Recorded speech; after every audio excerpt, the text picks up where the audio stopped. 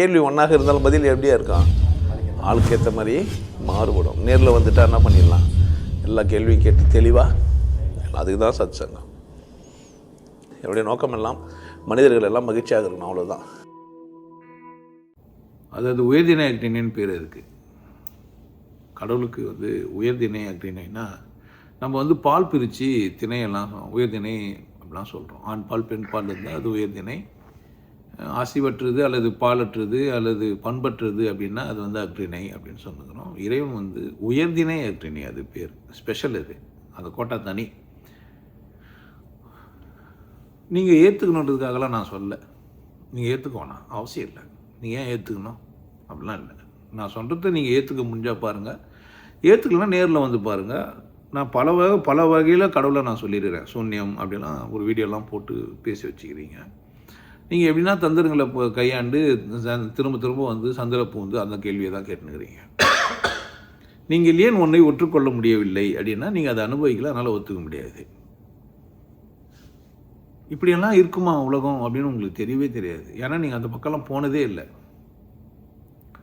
ஒரு மனிதன் இது மாதிரி இப்போ வெளிநாட்டில் அமெரிக்காவுக்கு வந்ததே இல்லைன்னு சொன்னாக்கா, அங்கே கார்லாம் ஜம்ப் ஆகாது, மரங்கள்லாம் நிறைய இருக்கும், சாலைகள்லாம் அழகாக இருக்கும், யாரும் குறுக்கெல்லாம் வரமாட்டாங்க, சைக்கிள் ஆட்டோலாம் வராது, கொச்சன்னு இருக்காது, பொல்யூஷனாக இருக்காது, நீங்கள் ட்ரெஸ்ஸெல்லாம் அழுக்காகாமல் இருக்கும் அப்படின்னு சொன்னால் ஒத்துப்பாங்களா என்ன? நீங்கள் ஒத்துக்கலனாலும் இந்த ஊர் அப்படி தான் இருக்குது. நீங்கள் ஒத்துக்கினாலும் ஒத்துக்க கட்டியும். ஆனால் இதுக்கும் ஒரு ஊர், இங்கேயும் மக்கள் வாழ்கிறாங்க, இங்கேயும் இது பேரும் சாலை தான், இது பேரும் ரோடு தான், இதுக்கும் பேர் தான், இதுவும் ஸ்டேட்ஸ் தான், இந்த மாதிரிலாம் பிரித்து வச்சுக்கிறாங்க. ஆனால் இடம் வேறு தானே. நீங்கள் டேபிள் நாற்காலியோடலாம் கடவுளை ஒப்பிடக்கூடாது. ஏன்னா உங்கள் மண்டையில் உங்களுக்கு காலகாலமாக ஜென்மமாக உங்களுக்கு கடவுள் பற்றின அபிப்பிராயங்கள் தோன்றிடுது. நீங்கள் தெய்வத்தையுமே கடவுளையுமே கூட புரிஞ்சுக்கினீங்களான்னு எனக்கு தெரியல. சில பேர்லாம் இவ்வளோ பேசியுமே கூட தெய்வம் வேறு கடவுள் வேறுன்னு புரிஞ்சுட்டேன்னா உங்கள் புக்கெல்லாம் வேஸ்ட்டு. நீங்கள் படித்ததெல்லாம் வீண் தான். புரிஞ்சுட்டேன்னா நீங்கள் மனதை பற்றினா இல்லை உளவியல் பற்றின ஆராய்ச்சியெல்லாம் செஞ்சுன்னுக்கிறீங்க. மனம்னா என்னன்னு ஒரு கேள்வி கேட்டால் அது எப்படி இதுன்னு கேட்டால் அது தெரியாதுன்னா நீங்கள் படித்த புத்தகங்கள்லாம் வீண். பாவம், நான் ஒரு எளிய மனிதன்றதுனால என்னை ஏற்றுக்காமல் போனால் அது உங்கள் பிரச்சனை, அவசியமும் இல்லை. நான் சொல்கிறது நீங்கள் சிந்திச்சு பார்த்து புரிஞ்சுக்கோங்க. இல்லை புரியாகட்டியும் தப்பு கிடையாது. நான் வாங்கந்தாங்கிறேன். எனக்கு யாரோ சோறு போடுறாங்க, எனக்கு யாரோ டிக்கெட் போடுறாங்க, எனக்கு யாரோ வாழ்ப்பு கொடுக்குறாங்க, நான் இங்கே ஒரு வீட்டில் உட்காந்துக்கிறேன். எனக்கு முன்ன பின்ன தெரியாது. என் அண்ணன் கிடையாது, என் தம்பி கிடையாது, என் மாமன் கிடையாது, என் மச்சம் கிடையாது, ரத்த சம்பந்தம் கிடையாது, ஜாதி சம்பந்தம் கிடையாது, எந்த விதமான தொடர்புமே கிடையாது. சும்மா ஒரு வீடியோ பார்க்குறாரு, அவர் ஏதோ புரியுது, அவர் என்னை இன்னும் இங்கே உட்கார வச்சுன்னு இப்படி உட்கார வச்சுன்னு பேசிக்கிறேன். அவர் வீட்டில் உட்காந்துன்னு அவரே திட்டுறேன், எனக்கு உரிமையை குத்து வச்சுறாரு, வேலை வாங்குறேன், துணி துவச்சி கொடுறான்ட்டு. இதெல்லாம் எப்படி சாத்தியமாச்சு? நீங்கள் ஏற்றுக்குன்னா நானே பண்ண முடியும். ஏற்றுக்கிறதுக்கு சில பேரும், ஏற்றுக்காததுக்கும் சில பேரும் இருக்கணும். அது ஒன்றும் தப்பும் கிடையாது. நீங்கள் ஏற்றுக்காதது என்னுடைய பிரச்சனை இல்லை. கடவுள் அப்படின்னு ஒன்று எப்படி இருக்குது நீங்கள் கேட்கவே இல்லை, அது உங்கள் பிரச்சனை.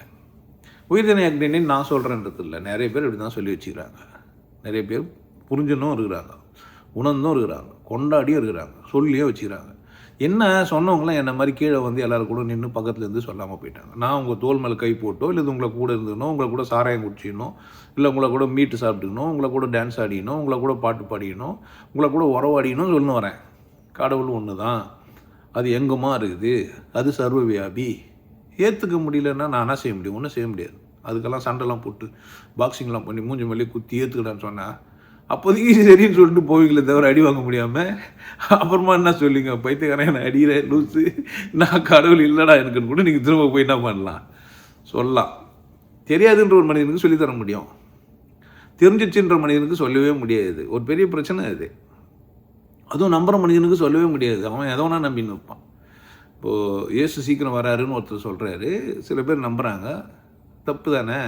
ஆனால் நம்ம பேசினா அது மதத்துக்கு முரண்பாடாக பேசுகிறாரு, நம்பிக்கைக்கு எதிராக பேசுகிறாரு, சமூகத்தில் காழ்ப்புணர்ச்சி எதிர்ப்புகளை உண்டாக்குறாரு அப்படின்னு சொன்னால் பாவம் இல்லையா?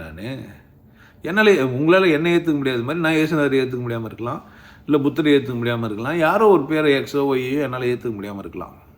நீங்கள் ஏற்றுக்கொண்டாலும் ஏற்றுக்கொள்ளாவிட்டாலும் அது அப்படி தான் இருக்குது. நிறைய பேருக்கு உணர்த்தியும் இருக்கிறேன், உணர்ந்தும் இருக்கிறாங்க. அவ்வளோதான் நான் செய்ய முடியும். பட் நீங்கள் அந்த உயர்திணை அக்னியெல்லாம் பார்க்கறதெல்லாம் உங்கள் பிரச்சனை. முதல்ல உயிரற்ற ஒன்று இங்கே இல்லவே இல்லை. ஒவ்வொரு அணுவுக்குள்ளும் உயிர் இருக்குது.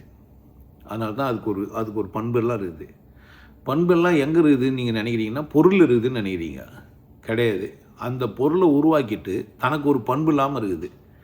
பண்பு உள்ளது பொருள்கள், பண்பற்றது கடவுள். அதனால் அதை நிர்மலம் நிர்குணம்லாம் சொல்லி வச்சுக்கிறாங்க. இப்போ இங்கே என்ன பிரச்சனைன்னு கேட்டிங்கன்னா, கடவுளை புரியுதோ இல்லையோ எல்லாம் பேசுகிறான். எல்லோரும் கடவுளை வச்சு கடவுள் பார்த்துப்பாரு, நான் கடவுளோட ஆள், நான் கடவுள் நெருக்கமானவனே எல்லோரும் அவனை கொண்டாடுறான். அவன் காலில் ஊறான், அவனை கொண்டாடுறான். அந்த மாதிரி கொண்டாடுற கூட்டம் நிறையா ஆகிடுது. அதனால் அந்த மாதிரி மனிதர்கள் முட்டாள்களுடைய பேச்சு நீங்கள் கேட்ட உடனே ஒரு மனிதன் சராசரியாக வந்து ஜாலியாக இருந்துன்னு சொன்ன உடனே உங்களால் ஒத்துக்க முடியலன்னா நான் என்ன செய்ய முடியும்? என்னை கொண்டாடுறவங்களையும் நீங்கள் பார்க்கலாம். என்னை கொண்டாடுறவங்களாம் இருக்கிறாங்க. தூக்கி வச்சுன்னு கொண்டாடுறது, காலை கவுத்து, கட்டி பூச்சி விற்று, ஆயிரத்து என்னை பார்த்தா இந்த மாதிரி ஆளுங்கள்லாம் இருக்கிறாங்க. அதனால் நீங்கள் ஏற்றுக்க முடியாத கஷ்டப்பட வேணாம், விட்டுருங்க. எது உங்களுக்கு ஏற்றுக்க முடியலையோ, எது உங்களுக்கு தேவையில்லையோ, எது உங்களுக்கு பிரச்சனையோ அதை விட்டுட்டிங்கன்னா நீங்கள் நிம்மதியாக இருக்கலாம். உங்களால் கடவுளை விட்டுட்டு நிம்மதியாக இருக்க முடியுதுன்னா சந்தோஷம்தான். ஆனால் கடவுள் நான் சொல்கிறது தான், அது புத்தகமோ நூலோ ஒரு பொருளோ அது எங்கேயோ அடைப்பட்டதோ ஒரு இடத்துல ஒரு இதுவாகவோ இருக்கிறது இல்லை. எங்குமா இருக்கிறதா தான் அதுக்குள்ளே தான் பொருள்கள் இருக்குது. உங்களால் ஒத்துக்க முடியலன்னா நான் என்ன செய்ய முடியும்? தப்பு இல்லை. ஏன்னா அது ஒத்துக்காது பல காரணங்களாக இருக்கலாம். நீங்கள் நம்புறதா இருக்கலாம், நீங்கள் புரிஞ்சு வச்சுக்கிறதா இருக்கலாம், நீங்கள் ஒத்துக்கின ஒன்று இருக்கலாம், அதுக்கு நான் சொல்கிறது முரண்பாடாக இருக்கலாம். நீங்கள் ஒரு மதவாதியாக இருக்கலாம், இல்லை திமிர் பிடிச்சவராக இருக்கலாம், தர்க்கவாதியாக இருக்கலாம். நீங்கள் இந்த உலகத்தில் நிறைய பணம் சம்பாதிச்சு பெரிய பொருளெல்லாம் நிறைய வச்சுன்னுக்கிற ஒரு வசதியானவராக இருக்கலாம், உயர்ந்த அந்தஸ்தில் இருக்கலாம், அதிகாரத்தில் இருக்கலாம், தலைவராக இருக்கலாம், ஏன் ஆட்சியில் கட்சியில் நீங்கள் பெரிய ஆளாக இருக்கலாம். அதனால் என்னை ஒத்துக்க முடியாமல் இருக்கலாம். பிரச்சனை எங்கன்னு பாருங்கள். எளிய மனிதன் சொன்னால் உண்மை இல்லைன்னா அம்மா என்ன ஒரு வழிகாட்டுற மாடு மேய்க்கூடாதா என்ன? திருமூலர் அப்படி தான் இருந்தார். ஆனால் அவன் மாட்டுக்காரன் சேர்த்துட்டான், இன்னொருத்தன் உள்ளே போதுட்டான்னு ஒரு கதை சொன்ன ஒத்துக்குறீங்க. ஏன் மாடு மேய்க்கிற ஒரு மனிதனுக்கு அறிவு இருக்காதா என்ன? படிக்கவே இல்லைன்னா சிந்திக்க மாட்டானா என்ன? 4 மொழி தெரிஞ்சது தான் சிந்திப்பானா என்ன? அப்போ நீங்கள் எங்கேயோ பிரச்சனை உங்ககிட்ட. டேபிள் சேரை கூட போய் கடவுளை போடுறீங்களே, நீங்கள் எவ்வளோ பெரிய பாவம் இல்லை. ஆனால் நான் சொல்கிறேன், டேபிள் சேர்லேயும் கடவுள் இருக்கிறாரு. பக்த பிரகநாதன் அதை செஞ்சும் காமிச்சான். தூண்லேயும் இருப்பானா அப்படின்ன உடனே தூணை உடைச்சின்னு வெளியே வந்துட்டான் ஒருத்தன். இது கதைகளாக சொல்லப்பட்டது இல்லை. எல்லா அணுக்களும் அவன் இருக்கிறான். நேர்மையான, உண்மையான, அழகான, சரியான ஒரு மனிதனுக்கு கடவுள் வெளிப்படுவான். நேர்மையாக, அழகாக, உண்மையாக இருக்குது தான் பாடத்திட்டங்களை வச்சு பாடினத்திங்கிறேன். 40 days கோர்ஸ் ஏன் நத்துறேன்? அதுக்கு தான் கூப்பிட்டு வச்சு, ஏன் நீ ஊக்கமாக இல்லை, ஊக்கமாக இரு, காலத்தை மதி, காலம்னா என்ன அப்படின்னு சொல்லித்தரேன். இது மாதிரி ஒவ்வொன்றுமே சொல்லித்தருவேன் நான்.